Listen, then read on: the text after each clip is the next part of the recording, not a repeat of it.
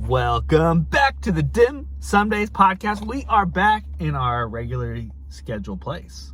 Regular programming. Let's go. Good to be back in the car after a pretty wild couple weeks for us. We've had a wild few weeks. Which, as by the title, you guys know that's what this episode is all about. But before we talk about the scheduled topic, where are we eating today? Today we are eating at Dim Sum House, which is down the street from our new house. Dim Sum House is located in Beacon Hill, so kind of close. But we're in Beacon Hill today, and this is the time where we start that intro. Roll the tape.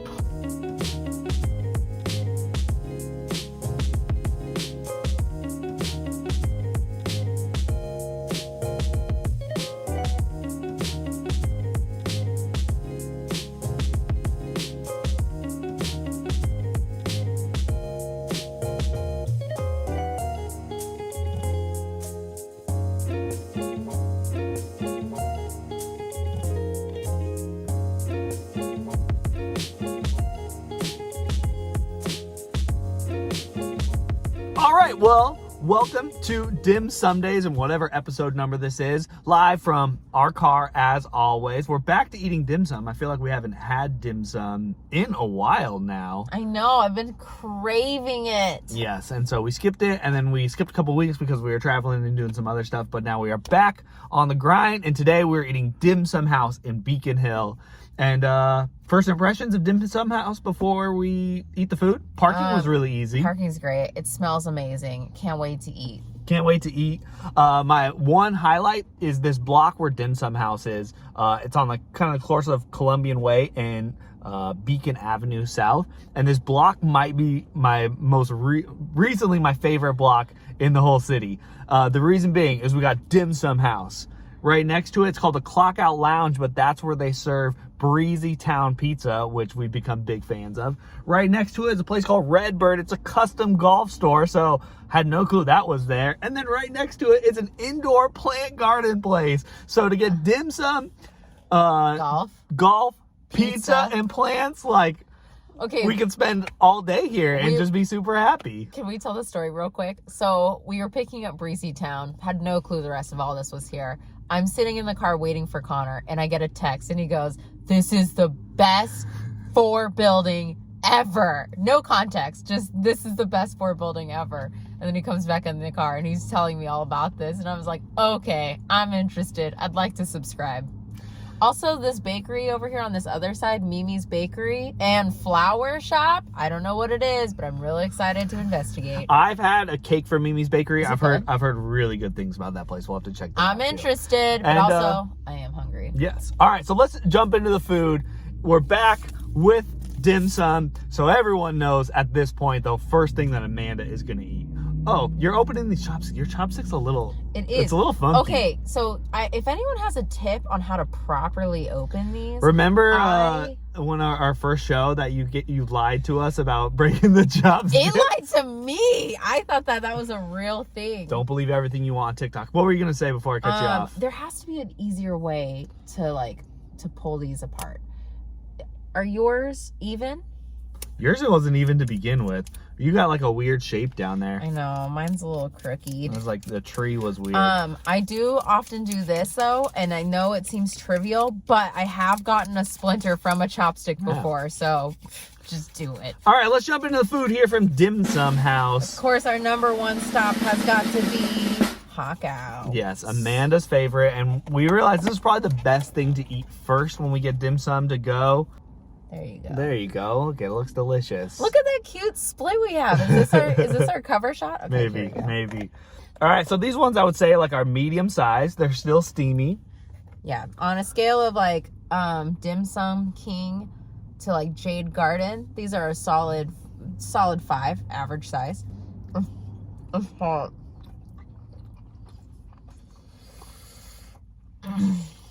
So they're not big, but they're that perfect mouthful.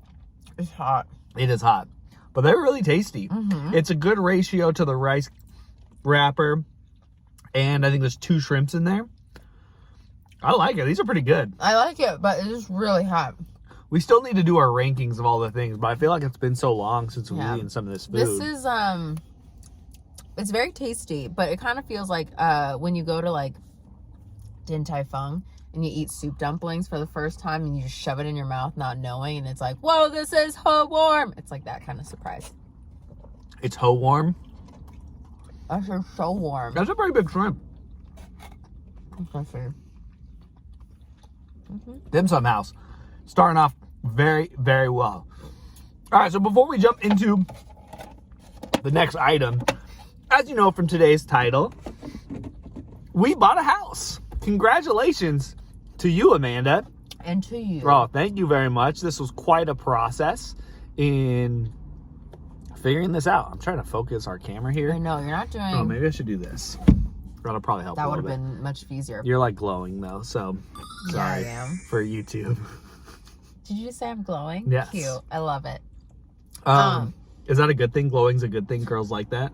Yeah, you go for like a glowy, dewy skin. And I feel like my skin is very glowy right now. Unintentional, but glowy and that's dewy. a good thing, man. Whenever I see that, I'm just like, oh. Okay, so anyways, we bought a house. We bought a house. And we are officially residents of South Seattle. See you later, Queen Anne. We lived in Queen Anne for almost 7 years. Yeah. I think we were on our seventh renewal of the lease. And it was really sad for me to leave. I know. You were really sad that one day you were walking through the park. I walked home. Seattle Center. She already forgot what the park was called. It's the biggest park in the whole city. I have a lot of questions. Number one, how dare you? Let's call it Central Park, and I was like, that's not accurate. Yeah, but I was walking home from the gym, and I realized, like, oh my gosh, this is the last time that I'm going to walk home through this park. And it kind of threw me off for the next 2 days of just being sad of, like, I love living right by the Space Needle there in Lower Queen Anne. And it's been so good to us. Yeah, and the dream would be to own in Queen Anne, but the prices are slightly unreasonable. So, they're expensive. It's expensive to own in Upper Queen Anne and Lower Queen Anne and any Queen Anne. So, we were looking at any Queen Anne. So we're looking at more affordable places, which included Shoreline. We looked in Edmonds. We looked at but still glowy, still dewy. Lower Queen Anne. We looked at Edmonds, Shoreline, Lake Forest Park, South Seattle, obviously, West Seattle. We looked everywhere except, we looked at a house in West Seattle. We never really considered West Seattle. The border was anything above Tukwila, all the way up to Edmonds, but like South Edmonds. Eventually, it was like Edmonds was the cutoff. We did look at Linwood and Lake Forest Park, but very quickly we're like, that's a little too far further than we want to go. Just the drive to the tour, we were just like, oh my, are we there yet? Yes. So. And so, what's the overhead data of houses and everything before you want to dive? You're looking hungry. I'm hungry. Sorry. So what are we eating now? We're eating deep fried shrimp balls. Ooh, these look really good. I know, and you got to get that mayo in it, baby. I don't know if it's actually mayo. I'm under the impression that the title it's called mayo. If it's not called mayo, these are gonna be super messy. They're so crunchy. They look really good. Oh yeah, speak of. Let me get you your tray because you make a mess. Thank you. All right, from an overhead level, what was the data on the house that we saw? So we looked at 40 odd houses. We toured 40 odd houses. Yeah, I think it was 47 or 48. We put offers on, honestly, I would say 10. I think the official record count is 7, but I think we did 10 with an asterisk, and I'll tell you why in a second. And we had been looking for over 5 months, for sure. So we started this back last year when obviously we were not doing anything, sitting on our couch. We were like, now that we've paid off our wedding, what does like owning a house look like? Like, is it feasible? Can we do it? And so we do the typical thing where you attend a first-time home buyer class, which gives you the certification to get whatever first-time home buyer incentives there are. So we did that, and it was really insightful. I really enjoyed it. Yeah, shout out to Marcus Williams, who put on that class. If you guys are looking for something, check out his first-time home buyer class. Yeah, I really liked it. It was really, there was like a lot of conversation. It brought up and to slight a lot of conversations that you think about, but you don't necessarily have out loud. Like they played this M&M's game, which I really liked. And it was like, okay, you get 30 M&M's, period.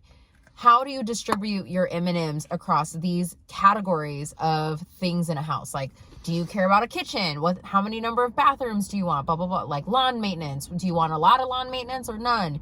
And there's 3 tiers for every section, right? There's like absolutely you're doing no work, turnkey, do a little bit of light work, and then do heavy work, like almost like a remodel. And you have to distribute your M&Ms, but you have to partner with your person or yourself to decide like how you want to distribute your M&Ms. And I thought that was super helpful because it brought to light how we feel about like lawn care, right? Him and I like plants, but it doesn't mean I'm like a professional when it comes to lawn care. So yeah, it was really helpful. Yeah. And then we started. I'd be curious to go back and look at that. And did we meet that? I think we did. We even take a picture? I don't even know. But we, so then after that, we like got serious and shopped around for lenders. And there's been some great beneficial lenders for my company that have like corporate discount. And then let's see what else. And then we started touring. Then we partnered with Mark Chavez. Oh, yes. Who is broker out of Windermere, Mount Baker, which is in Columbia City, South Seattle, Genesee Park area. And so, yeah, we got to work with him and his sister, who is partnered with him in his business, and started touring homes and houses and figuring out. It's actually funny, like, how many of these shows did we do, and then we went and looked at houses before and or after. Mm-hmm. And it was kind of a secret the whole time. Didn't put it out there on any social media that we were looking for a house. I honestly felt a little weird. Yeah. We're putting it out there now. It's like, hey, we bought a house and we moved to South Seattle. I felt very uncomfortable with promoting the whole process. And I document so much of my life, or our lives, of things we do and places we go, and sharing that experience. And I felt very uncomfortable sharing that we were buying a house. Like, Can you tell me why? I think it just like dealt with, there's been, the pandemic just has highlighted a lot of suffering and hardship on millions and millions of people across the country. Tons of people here within the community that either follow us on social media or watch the show or whatnot. And I just felt like uncomfortable, like showing off, like, oh, look how well we're doing. Like, we're in a pandemic and we still can afford to go and buy a house in a city that pretty much everyone's like, you can't go buy a house in. And so, yeah, it just made me feel real uncomfortable. I didn't want to flaunt that. It just felt like it wasn't really providing value. I think I could have provided value. Like, hey, there actually are options to go buy houses. It is extremely competitive right now, and there's probably something that I could have been helpful. But yeah, it just felt like really uncomfortable, like flexing my success in that kind of way. You wanted to be empathetic to those that may not have that option or ability. And that's a lot of people, right? Especially like within the food industry, like so many of the food businesses and owners and employees are the ones that are struggling. And so just, it felt very weird to share it. And so I kind of put a kibosh and said, like, you need to keep it within your personal sphere that you are looking or buying. And then eventually now we're here. And it's like, all right, we can say that we did this.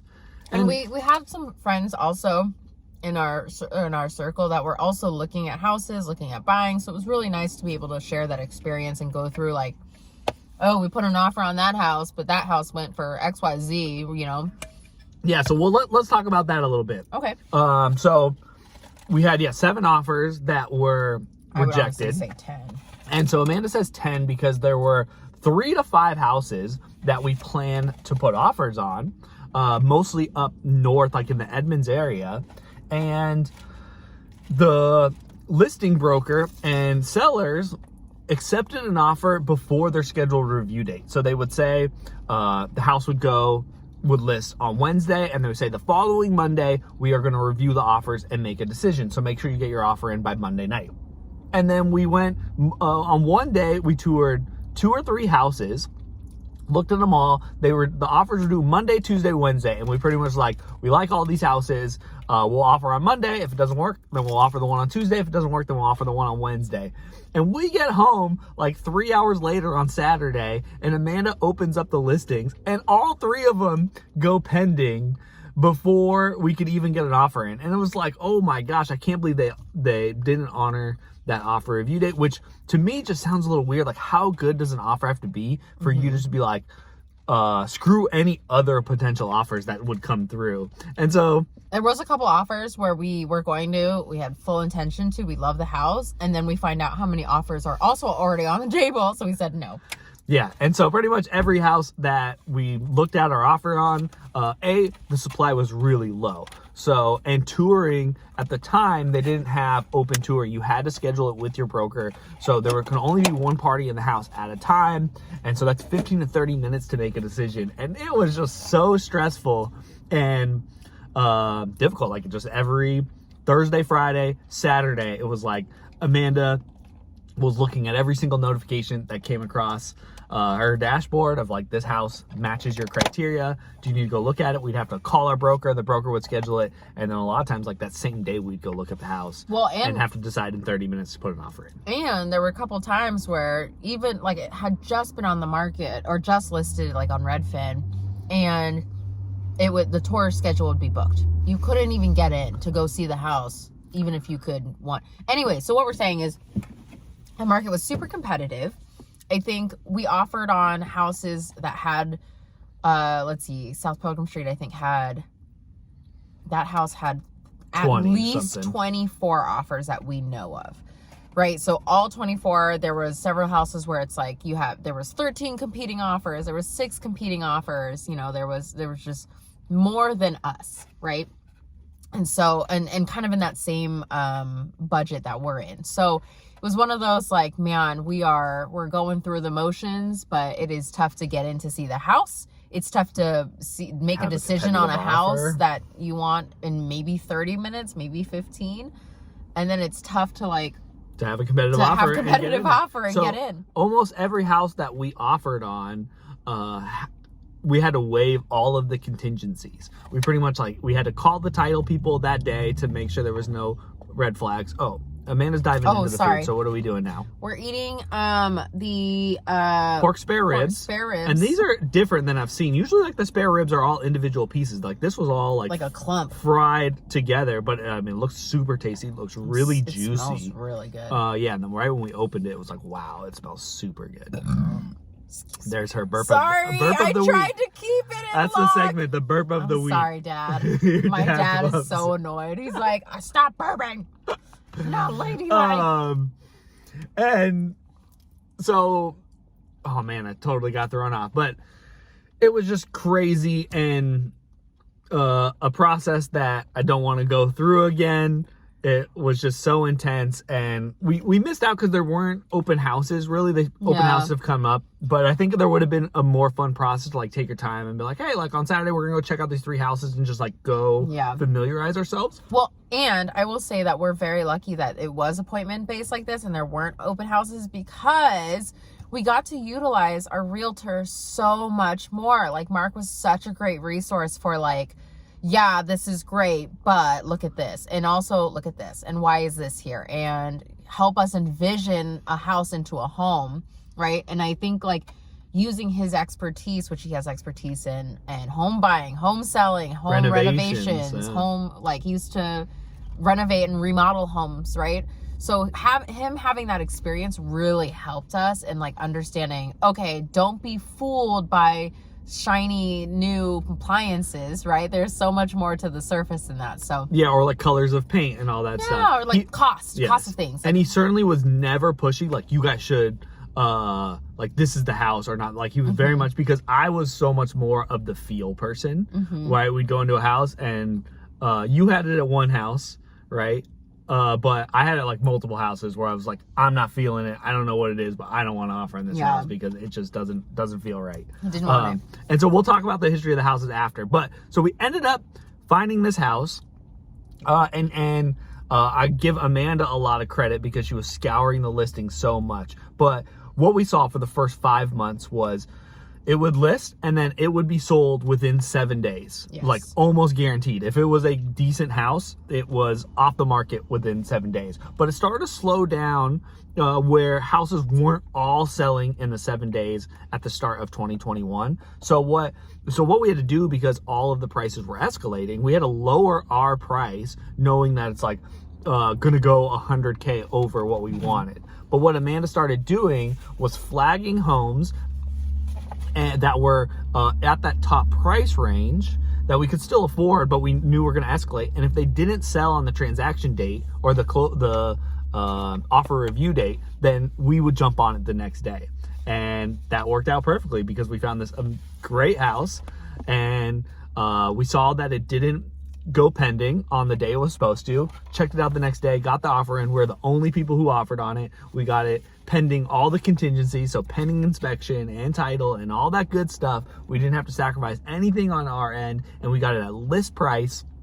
And it just like, which is unheard of. I mean, everything that we had was unheard of, and it got to a point where, like, when we were the only offer, Connor and I had been through so many houses and tours and things that we were just like, what's wrong with it? Why is no one else offering on this? We had so much skepticism about it. And then as we continued through the process, we had increased maybe skepticism. I was like, what's wrong with it? What's going on? Blah, blah, blah, blah. And and then we, it came down to like, do you like these? These are so good. They're so good. There's a lot of little bones, so be careful. Yeah. They're like peppered. I don't know. It's just very tasty. You like the garlickiness. But yeah, it turned out to be so great. We got, more rooms than we know what to do with, more house than we really know what to do with. But it fit it ticked all the boxes. It ticked all the boxes, and it's way more house than any of the other places that we offered on. Oh yeah, gosh, I think about some of those houses that we looked at, like thinking about the Edmonds hoarder house. That hoarder house. So it used to be a hoarder. Let me backtrack. This house, I found it. It was in our price range. It was in Edmonds. I loved it. It was gorgeous remodel. And we go to the house and we walk around. I'm like, wow, wow, wow, wow, wow, just wowing all over the place. And then as we start to go through it, I got some like weird vibes, weird feelings. And I told Connor, I was like, something's weird. Something's weird. And I expressed that to him. I said, something is off. And then as we're leaving this house, the neighbor comes up and we start talking to him about like, oh yeah, we're interested in buying this house, blah, blah, blah, blah. And he's like, oh yeah, there's so much dirt on this house, blah, blah, blah, blah, blah. So he starts telling us that the son inherited the house and had a huge gambling problem and gambling debt, and then he lost the house to the bank, but he squatted in the house for years, and you should see the before pictures. It looked like a junkyard. Cops got called on this house more than once. And so Connor and I are like, no way. So I find before pictures of this house. The previous listing from like 7 months ago when the bank sold it. Yeah. There looked like there was fire damage. There looked like there was potential drug use in the home. It looked like a very disgusting hoarder situation, to the point where it was so bad that Connor and I said, I, in my heart, cannot make this our house, our first home. Yeah, it freaked me out. I saw it and immediately was like, I can't offer on that house because I'm so terrified of what it looked like before. Yeah, and you think about like, if there was, if they were creating drugs in the home and that's in the walls, and you don't know what the remodeler did to clean that out, right? They could or they couldn't. And you just don't know. So we were like, this is not the house for us. Yeah, it was scary to see those listing photos. It was just full of hoarders, junk. There's clearly some type of fire. The neighbor hinted at drug use or drug sales that were going in there. And so, yeah, we were turned off. Immediately. And I don't think that house ever sold. I think that house is still for sale to this day. Yeah, maybe. But I mean, those are one of the things you just got to be careful with flipped houses. That's what's going to sometimes happen. So that's where it started a funny process for us. We started calling that crack house. And we started to give every house that we toured or at least that we offered or interested in, we started giving them names. And that's how we started like defining all the houses when we talk about it. Right? There was Larry's house. There was Dan's house. We almost got Dan's house. We were in negotiation, and then someone swooped in and got Dan's house from us. That was a really bad week. I was like not happy the whole week. Yeah, that was a tough one. There was ex-girlfriend house. Ex-girlfriend house. It was a house that like reminded me of my ex-girlfriend's family's house, which was really weird. What other ones were there? Cookie cutter house. Sorry, that's a lot of little bones in here. There was a not called what's Heather's house, Darla's house. And here's why I know the names. I have found in this home buying process that I'm actually pretty good at internet deep diving. Like, one house that we offered on, I found out that they recently got divorced. They have a 5-year-old kid with them. They're still amicable. It was great. They had been arrested in 2017. I found this information on the internet, and I have found that I can write a pretty decent offer letter knowing the background of these people. So if you need a private investigator, hit me up. But the reason we know all these names is because you can do a pretty quick, easy Google search of this person. Yeah, you get their names when you're gonna put an offer in a house. So yeah. To anyone who maybe years from now are trying to buy our house, they're gonna see this show and know a lot about us. We love it. It's a great house. Weird. I mean, yeah. So we got this. We're so excited about this house. We moved in last week. That's why we didn't have a show. I wanted to do a show in like the unmoved in house, but we just had way too much going on. Well, let's talk about that. So we what do you want to talk about? I want to talk about moving. Okay. We moved, and this time, because previous to, we had help with friends of like, hey, can you help us move the larger furniture? And this time we were like, no, we're hiring movers. We're adults. Yeah, we're buying this house. We spent all this time. I'm gonna thank goodness pay the money. Yeah, so thank goodness we researched moving companies, because shout out to Adams Moving. They crushed it. They absolutely crushed it. We're so happy with them. So happy with their services. So we ordered the services. The guy's like, yeah, 4 hours for a 2-bedroom. And our apartment said, hold my beer, because we have more stuff than I think a traditional 2-bedroom. We've been there for 6 years, right? So we just have a lot of stuff. So anyways, 4 hours. And we're pretty organized. We have all of our stuff in boxes. Like, I did the sticky note system, so I color coded this. Like, if it's a blue sticky note, goes downstairs. Green sticky note, downstairs. Any pink, orange, or yellow sticky notes, upstairs. I color coded the rooms. I color coded the boxes. It was very organized. They said on the scale of 1 to 10, this isn't the worst house I've ever seen. This is pretty good. And I was like, oh, that makes me feel better. But it turned from 4 hours into 8 hours. So we were moving for what we thought was half the day to like the full day. And while we felt like bad, Adams Moving did a great job. Mm-hmm. So shout out to Jason, Charles. Oh no. Chris? Yeah, Jason, Charles, and Chris. You guys did a killer job. Yeah, we owe them a review for sure. Yeah. And so, in conclusion, we lived in Box City for a while. Yeah, it's interesting. We've done so many of these shows going through this process and didn't mention it. There are so many weeks where Amanda and I were like, what should we talk about this week? Because only did house stuff. Yeah, it's only been working trying to buy a house or organizing. I mean, the last month between pending and closing, all it was organizing the move and figuring out. We went on vacation. Let's talk about that too, because we didn't mention that in the last show. When we were in Florida, we did that show in Florida. We closed on a Thursday. We drove to the house. We met Mark, our broker. He gave us the keys to the house. We brought in one box, set it down, locked the door, and drove immediately to the airport and went to Florida. We spent no more than 30 minutes in our house, just got the keys, and then went straight on vacation. We didn't think we were going to get a house. So I was like, you know what? This is going to take a long process. I'm going to schedule an appointment to go to see my parents. To go see Sorry, I'm going to go schedule. I'm going to schedule a trip to go see my parents because I haven't seen them in a while. I'm going to schedule a tattoo appointment because this. Yeah, you got a tattoo also. I was like, there's no way we're going to get a house. We'll share that on the summer episode when you don't have a sweatshirt on. Yeah, and I was like, there's no way we're going to get a house. No way. And then life said, hold my beer. here's this perfect house that checks all your boxes except for a bathtub. Take it. So then we went on vacation. We got so lucky to close on the day that we left, too. Like, I know. One more day later, it would have been somewhat of a problem. Yep. So we got to close on May the 4th be with you. So now we have to change our Wi-Fi to something Star Wars related in commemoration of our closing date. Although I like our Wi-Fi right now. It's Connecto Patronum. I think it's good. I think it's great. I think it's wonderful. But it used to be the dark side. So you had to join the dark side in order to connect to the Wi-Fi. Okay, before we get to the segments, which we still got to get to, and we're at the 30-minute mark. Oh my gosh, we're so late. The Lucky Penny story. So we tour the house. We are only allowed to be in the house for 30 minutes, even though I don't think there was anyone after us. We walk out onto the driveway, which is always the process. We like get outside the house, and then we talk to our broker about what we like, what we don't like what's the situation.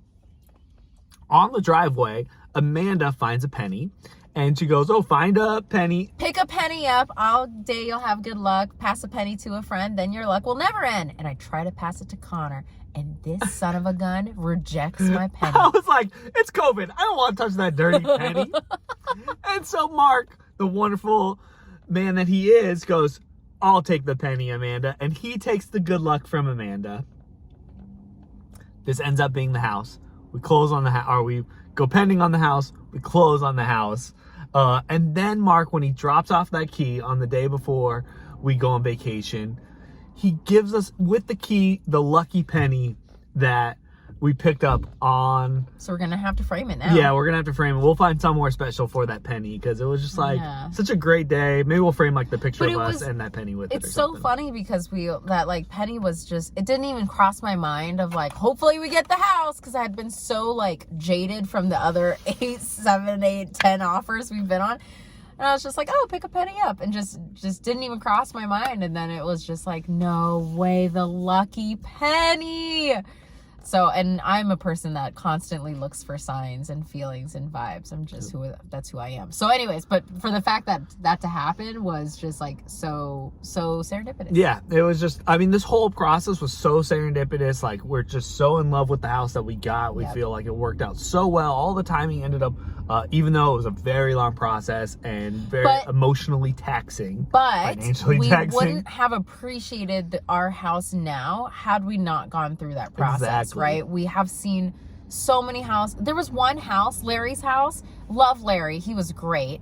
We couldn't even figure out if a plate would fit in the cupboard. We did not even, we had to go on 3 tours to that house to bring a plate to check to see if it fit in the cupboard. Right? Like, we wouldn't appreciate. Thankfully we didn't get that house. I love that house, but it was, I think, a little too small for us. But it just was like, that was such a concern. And now, like, the first thing we thought about with these cabinets, we were like, okay, but does a plate fit? And they fit. And they fit, obviously. But it was just one of those things, like, we wouldn't have known had we not gone through that. So it's made me appreciate it more. And my usage of Redfin has gone down from 8 to 10 hours a day to 0. Maybe 30 minutes a day. A little bit. 30 minutes. You still got some friends that are looking, so I feel like you're still dabbling. I love it. But I love it. Also, what makes me feel, I was really worried that you were going to find a house like the next week and be like, oh, like, I wish we had a chance to go look at that house or anything. Nope. 0 of that. Like, haven't really seen a house that like even has given a hint of doubt or buyer's remorse or anything like that, especially with our other friends we know who are looking. And any house that's north of Lake Union is like guaranteed to go 100, 150K, 200, 300K over asking. I was like, I don't want anything to do with that. Like, we got our house at listing. I feel so good about it. And it was great. Yeah. In conclusion, shout out to Mark Chavez Real Estate. The GOAT. He is just absolutely incredible. If you are looking for a house in the Seattle area, Mark is your guy. Send him a message and just meet him and ask him some questions and see if he's the right fit for you. He was the right fit for us, and we absolutely love him. We are going to shout his name forever. And I will yodel it from the rooftops. And one day when we go to our next house, he's going to be the person that we call. Yeah. And shout out to his sister, Joanna, who joined while we were in the middle of the process. Yeah, she just got her license. So I was like, Joanna, you got to come with us and learn. And so she was great. And yeah, if you guys have any questions, let us know. We're happy to That whole team was so helpful. Yeah, indulge with you. Also, shout out to Marcus Williams for the first time homebuyer class. They were just so helpful in the official shout service. out also to Christopher with US Bank, because he was my lender and he heard me gripe up and down twice on Sundays about losing all these offers, and he gave us insight to not just our area but also areas around us of like, yeah, it's the same here, and I had a customer or client who had to go through XYZ, and so he was really helpful. So shout out to you, Christopher. All right, that is the story of us Connor. buying a house. Connor, you want steam bun? I want a steam bun, You please. want a steam bun? Thank you. This is the last of our. These are kind of like bite-sized steam buns. Uh-oh. Yeah, it's peeling off a little. The paper. We've waited a while though, right? We're 35 minutes into the episode. No. Well, I got a good story. And I think I got all so- the paper. Yeah, maybe eat these a little faster. This is our fault on critiquing them. Oh, okay. Let's get focus on here. You love They the look pull good. apart. They look good. I just ate it. I like the size of these. Sometimes these bows are like so intimidating. They're so large. And I always like when they have the grooves and they like break apart into like these bites. Mm-hmm. It's always nice. Mm-hmm. It's like an orange. You know when you eat an orange and you peel off all the pieces? Oh, so smooth. It's very satisfying. Mm-hmm. This bow has the same feeling. Mm.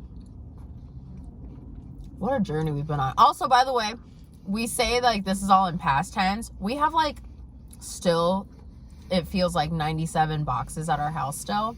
So we're still moving. Still going through. And it's funny because you're like, oh, I didn't think that we would need extra toilet brushes.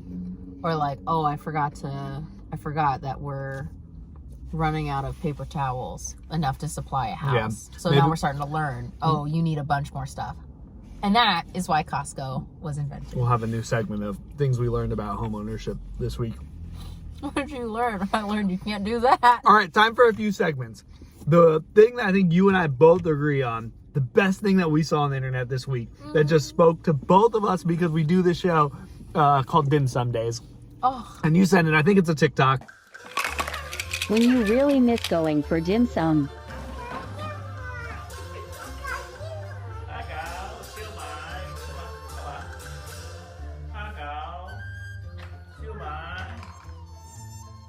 Thank you.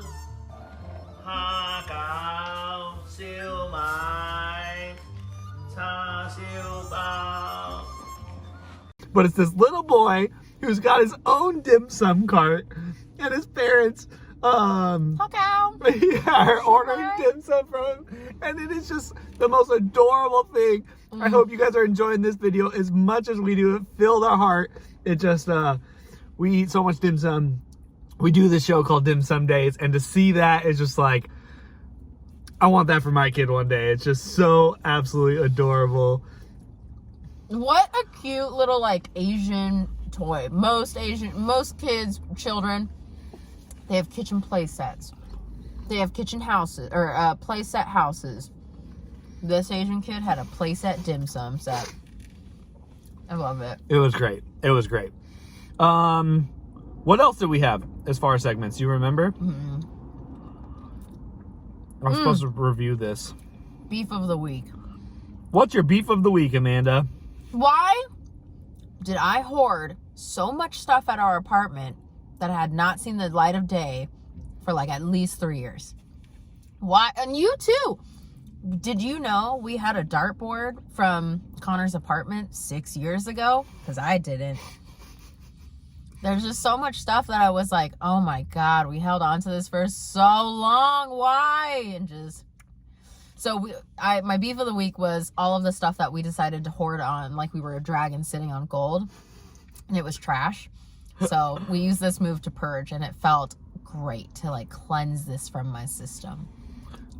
Yeah. Was that a good beef? I think that's a good beef. Thanks. What would you call that? Your beef of the week is with hoarding? Hoarding. Personal hoarding? Personal hoarding.